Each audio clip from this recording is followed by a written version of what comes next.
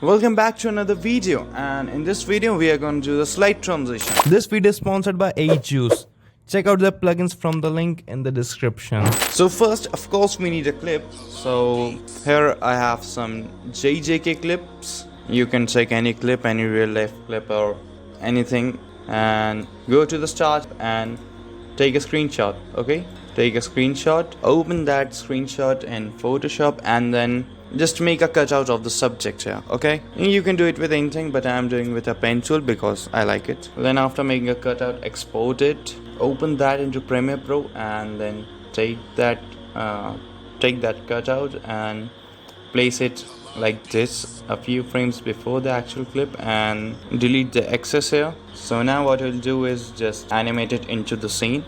So go a few frames before the starting of the clip, and then hit the animate icon on the position here, then drag it down out of the scene, and in the ending of the current clip just reset it to normal. And then what you will do is click here and then make a curve here, so it will give you a really fluid and nice and smooth transition into the scene.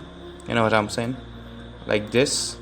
So like this one was a really fast one, but of course you can do many variations of it and like make it a slow one or something, like add a shake effect to it, add some flashes or something. You can do many things with it. Well, then here you go. That's how you do a slide in transition.